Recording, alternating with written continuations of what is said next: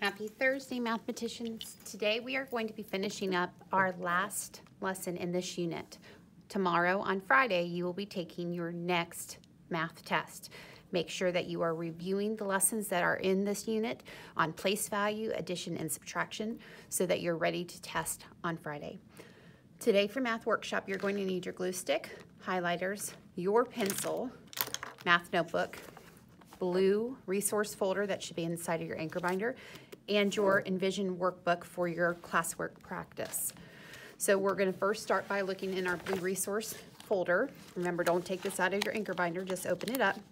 You're going to be taking out the teach pages, the first one that says problem solving and reasoning, and the second one is going to have the example at the top that says bird migration, and there's a table that's titled distances traveled by birds. Those are the two that you need, and the rest should be paper clipped because that will be our next unit.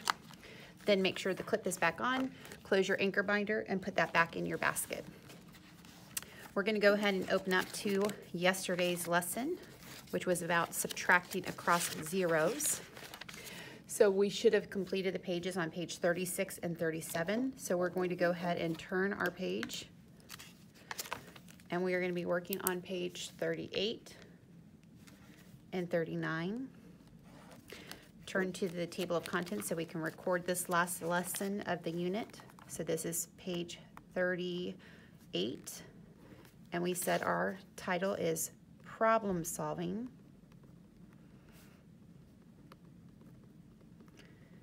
And we're focusing on reasoning. And today's date is 9-17-20.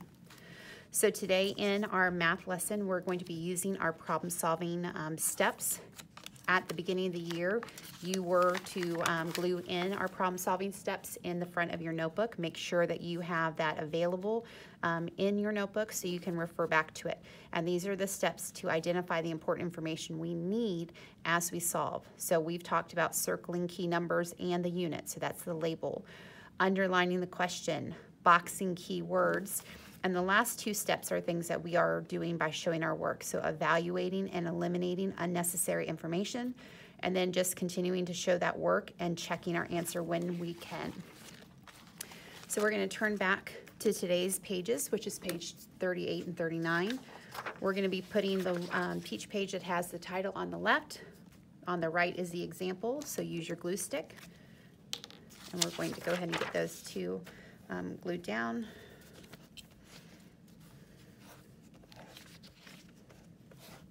Crisscross it, make sure it's nice and neat and smooth, and if it covers your page number, remember you can rewrite it so it's nice and clear. On the right hand side, you're going to do the same thing again.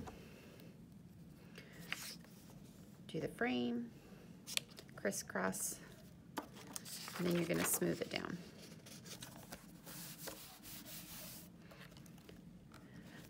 All right, so with this, remember you were asked to take out your highlighters.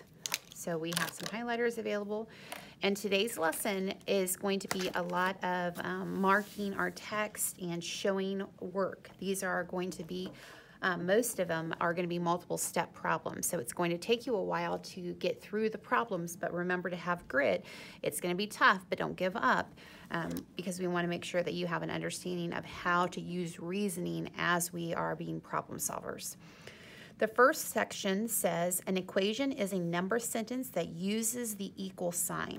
So we're going to highlight that word equation. And before we continue talking about what it is an equation, let's go ahead and highlight the title. That way we just have a visual reminder of what our focus is today. So we're reasoning out our problem solving. So we're going to start that by having an understanding of the vocabulary. So an equation is a number sentence that uses the equal sign. So I'm going to use that same color to highlight the words equal sign, including the symbol. So we know the equal sign is the two lines that go horizontal. They look like parallel lines going from side to side to show that two expressions have the same value. So this is the definition. Two expressions have the same value, so they're balanced on either side of the equal sign. So we're going to show an example. It says write an equation to show that 32,947 plus 17,374 and the sum. So we're showing what this will actually be.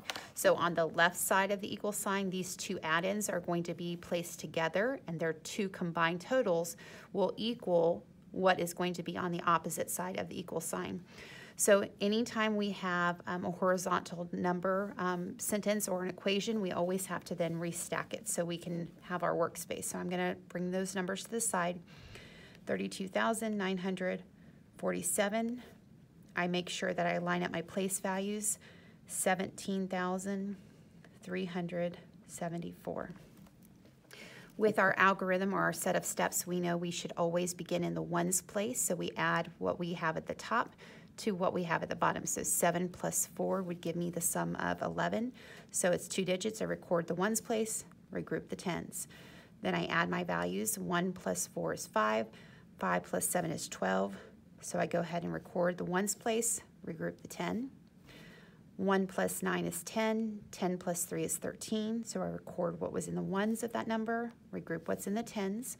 Before I add thousands place, I should remember that the commas is something that I record right away so I don't forget to show the break in the periods. Then I go to the thousands spot. 1 plus 2 is 3. 3 plus 7 is 10. So I record what's in the ones place, regroup what's in the tens place. And then I add my values. 1 plus 3 is 4. 4 plus 1 is 5. So then I bring down the sum. So my sum of the two add-ins is 50,321. Now I can use the information and plug it back into the equation that they have. So the first add-in is placed first. So we said that's 32,947. The second add-in is 17,374. And then we were able to find the sum. So it's 50,321.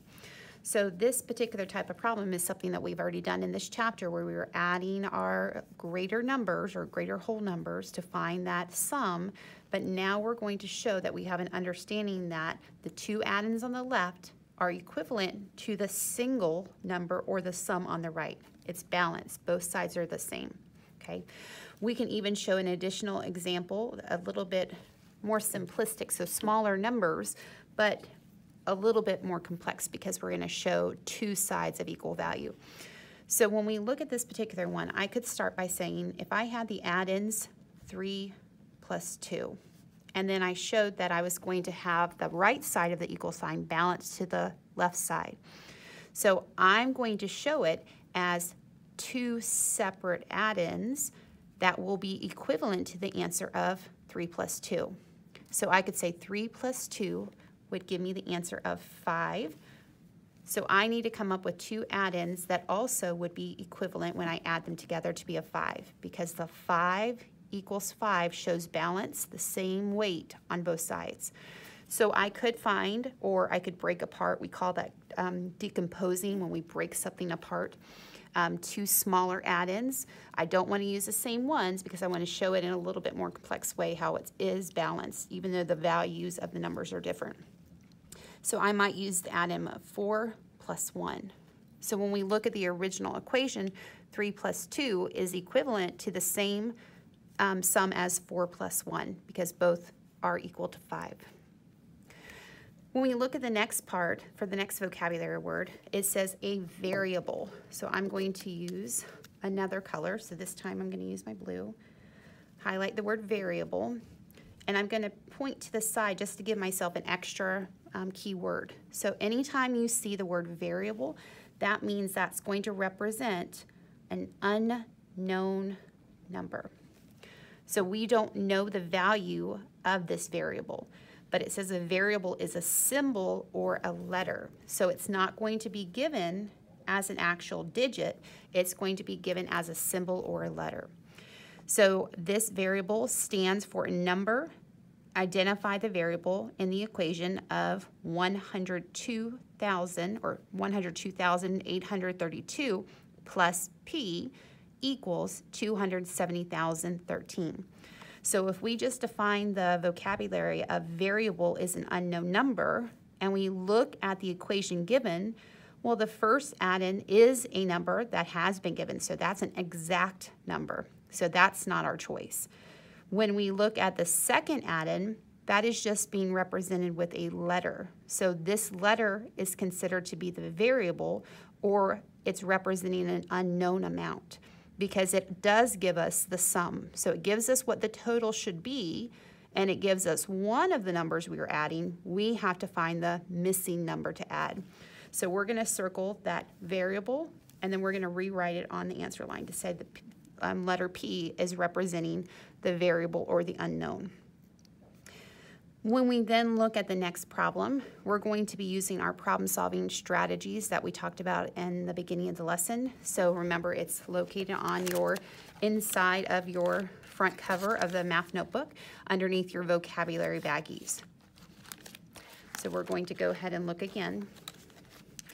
It says Gary and Leona traveled a total of 72,648 miles last year on business. So the first thing I want to do is use some of my symbols or my annotations, and that's marking my text.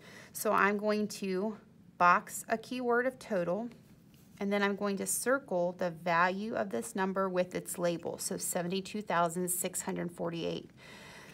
Gary traveled 43,975 miles, so I'm going to circle both the number and the label. And the question I'm solving for is how many miles did Leona travel? So the first information was a total of Gary and Leona, so this is both numbers. The second number is only Gary by himself. So the question's then asking me, how can I determine what Leona traveled if I was given their total combined?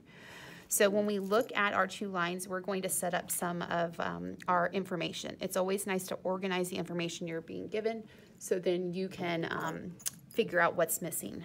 So we're going to represent Gary with the G. So Gary and Leona, they had a total of 72,648 miles. So I'm going to put in parentheses, this is the combined total. So it's always important to know what your numbers represent. The additional piece of information that I was given was just Gary. His single total, just for himself, was 43,975 miles. And we consider this to be an add-in, so one of the numbers that we were using to find the total. The next part says to complete the bar diagram to show how to find it, the number of miles Leona traveled.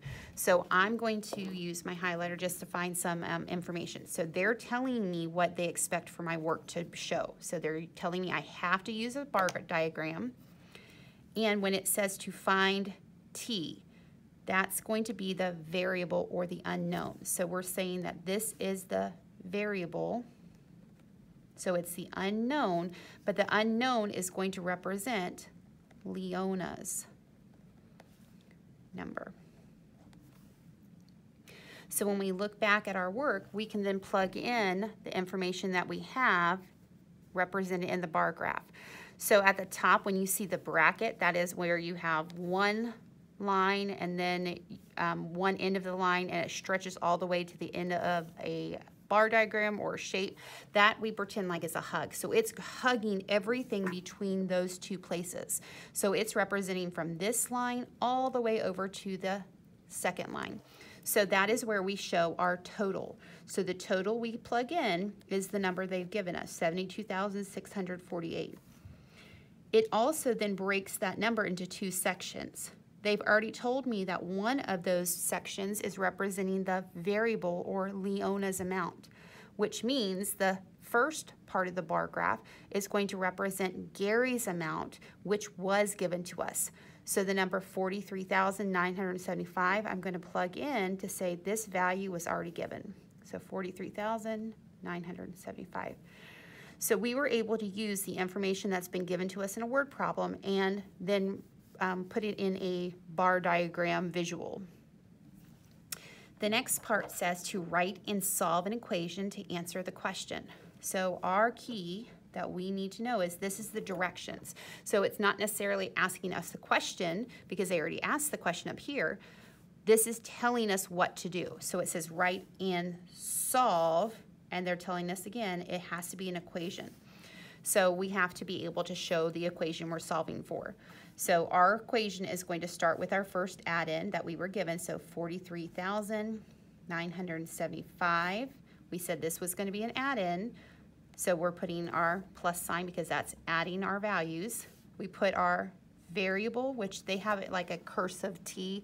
It's kind of like an italicized. It has a curvy little tail to represent the unknown of Leona's amount. And combined, they told us those two people will have 72,648. So we have been able to write an equation that we're going to solve, but we need to solve it in the workspace over to the side. So in order to find what this missing number or variable represents, we're going to use our reverse operations. So when we look at 72,000, this is what we would have used for subtraction. If we start with what they have combined, and we're going to take away what Gary had by himself, so I'm going to subtract 43,975, the number that I'm left with should represent the leftover amount, that's Leona's miles. So we start with our algorithm for subtraction. So we have 8 minus 5 gives me 3. Then the tens place, remember we start with the top to say I have 4, I'm taking away 7. There's more on the floor, I go next door, borrow 10 more, so that turns to a 5. The 4 gets the 10 more, so now that's a 14. 14 minus 7 gives me the difference of 7. Moving to the hundreds position, 5 minus 9, there's more on the floor, go next door, borrow 10 more. The 10 is then added to the 5 to make it now a 15. 15 minus 9 gives me the difference of 6. Because we're now at the break between the periods, the comma gets placed in the answer. Moving to the thousands position, I have 1. I'm trying to take away 3. There's more on the floor, go next door, borrow 10 more, so I take away 1, put the 10 in front of the one that was already there, so now I have an 11. 11 minus 3 gives me the difference of 8. And moving to the last position, our place value 6 minus 4 gives me the difference of 2. So I should be able to then determine that this number that I just found is going to represent the variable of t. So I say that Leona's amount, which is the t variable, is equivalent to 28,673. Well, in order to show this in the correct answer, I need to remember my initial label. So we know that we're looking for miles. So I'm going to write that this is labeled as miles. So for these problems, you saw that we were able to first record and organize the information that we had and understand by labeling what the information actually means. We used a bar diagram to set the problem up so visually we could tell what those numbers represented. And then we were asked finally to create an equation to solve to find what the variable represents. So we're going to move on to this last one on the left side. So we're looking at this reasoning. So I'm going to use my highlighter just to kind of highlight that this is a section that we're really talking about the reasoning or the rationale behind it. So the word problem starts is a manufacturer shipped 12,875 fidget spinners. So I'm going to go ahead and lasso or just circle those. It says 1 week and 9,843 of them were sold. So I'm going to circle the next value. And the next part says the next week, so this seems to be an important word because they're differentiating between different weeks and items being sold. So I'm going to go back and make sure that I box what was the first week. So week 1 and week 2. So the next week they shipped 19,175, so another important number I circle, and 12,752, so once again I'm lassoing because it's an important number, of them were sold. How many fidget spinners had not sold? So I need to underline the question to know what do I need to solve to find. So Oftentimes, it's a wise decision to go back and reread once you've annotated your text to make sure you have an understanding of what the numbers represent. So it says a manufacturer shipped 12,875 fidget spinners 1 week, and 9,843 of them were sold. So if he's shipping this amount 1 week, and then this is the amount that they were sold, the next week they shipped this next number, and then this number was of how many were sold. How many fidget spinners has not sold? So we have many different workspaces that we're going to be looking at. So the top one is representing the first grouping of numbers. So they already have the bracket or the gigantic hug around both sections. So when we look back, we can say, well, that's the original number that we're going to place. So I'm going to squeeze in there 12,875. That represents that whole section. Down below, you can see that they have broken it into the amount that was sold, and then we have a variable. The variable is going to represent the unsold amount. So it says spinners left for the first week. Well, we want to make sure that we have an understanding of what that is. So we're going to look at our problem to solve for. So I'm going to take the original 12,875.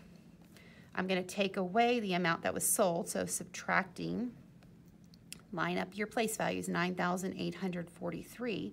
I can subtract using my algorithm knowing I'm starting in the ones position.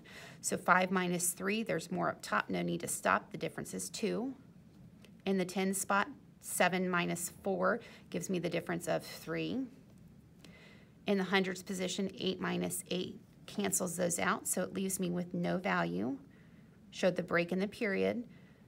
2 minus 9, there's more on the floor, go next door, borrow 10 more. So now that's a 0. The 2 is now a 12. 12 minus 9 leaves me a difference of 3. So I can see the variable that they already have given me. So the F stands for the first week. So I'm going to put F equals 3,032. The next portion is for the next week. So when we look at this, we can see that they've given us our two numbers again. So looking back in the word problem, the original number is how many they had all together. So I'm going to just darken up the bracket, 19,175. The second number, which represents how many were sold, 12,752, is right underneath. So I'm going to once again take this information and pull it out to create a stacked problem. So we had 19,175. I'm taking away the value of 12,752 because what will be left over when I subtract will be the variable of the spinners that are left for the second week. So that's why it's going to be S for the variable, second week. So F was first week, S is second week. So now we subtract starting in our ones position. 5 minus 2 leaves me 3. 7 minus 5 leaves me a difference of 2. In the hundreds position, 1 minus 7, there's more on the floor, go next door, borrow 10 more, so now that's an 8. The 1 is adding the 10 to make it an 11.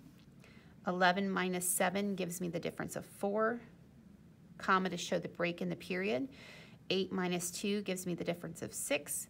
And then in the 10,000s position, we have 1, take away 1, so they cancel out, and there's 0 left over, but I don't need to write a 0 since it's the greatest place value.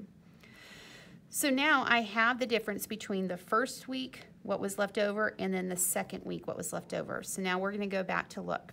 It says, what quantities are given in the problem, and what do the numbers mean? So when we look at this, we're going to look at what is the weeks represent. So I'm going to represent the F, which we said the variable is going to be represented by the first two values in a subtraction problem. So we said that represents 12,875 minus the second value, 9,843. The S variable represented the second week, their difference. So that was 19,175. Subtracting 12,752. So when we think about the quantities that are given, we need to be able to represent what does that actually mean. You could have written it in reverse by saying that this first value is equivalent to the add-in that they've given you plus the variable. So that was a variation of what you could have written. The last part of this question, it says use the bar diagram. So I'm going to remind myself that they're telling me what I have to use. So using the bar diagram that shows the relationship of the numbers in the problem, write and solve. We know this is going to be important. Write and solve an equation which could be used to find F, which is what we did. So we're going to box that. Find F, the spinner not sold the first week, and S, the spinner's not sold the second week. So we were finding what those two variables represented, and that's the work that we showed out to the side. The next part, the spinner's not sold the second week. And then T, this is what we haven't done yet, T is going to be representing the total spinners not sold. So if we have the value for the first week that wasn't sold and the value of the second week that wasn't sold, we can now plug in those two pieces into our last bar diagram. So it says total spinners left is going to be the T variable. So we can plug in the first one. So the first week is going to be represented, let's see which one says. It says spinners left the second week, spinners left the second week. So I think that they just use the same word. So we're going to take out second and we're going to write first. And actually, we're going to actually do the opposite because of the size. So I'm going to rewrite this. This is first on the right side, and then leave the one on the left. If you have an eraser on your pencil, just leave that 1 second. So we're going to represent that first number in the side. It says 3,032.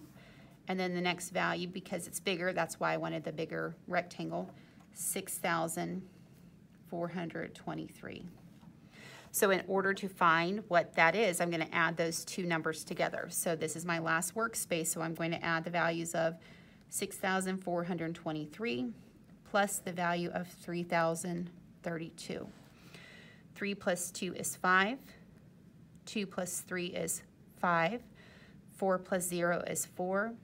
Show the comma, show the break in the period, and 6 plus 3 is 9.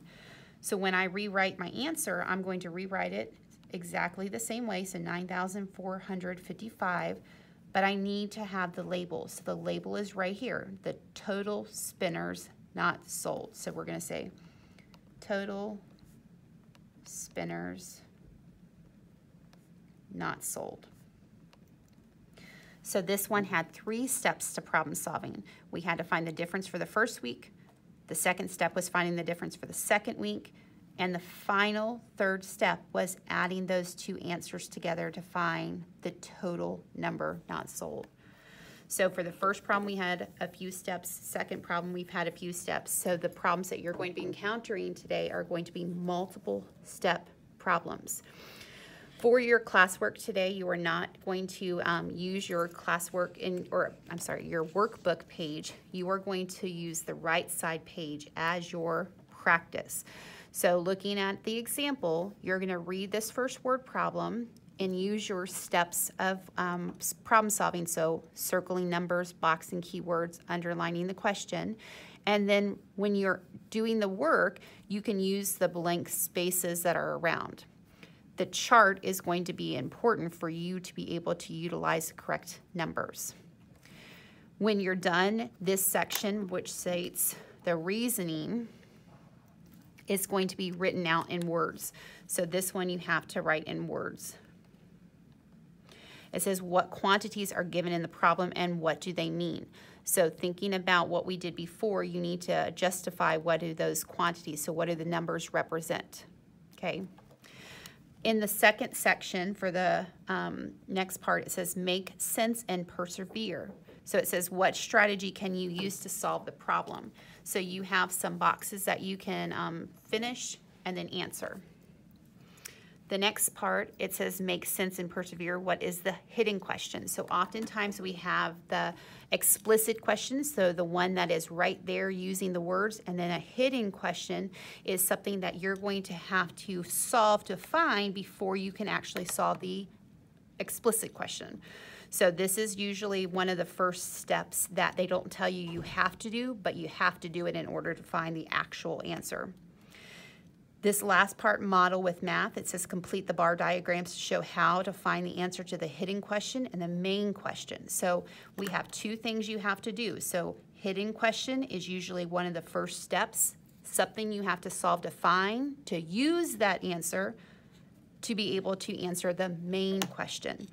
So you have these examples that you have to work on and solve to answer. It's going to be tough. Remember, these are challenging questions. That's why it's the last lesson in this unit.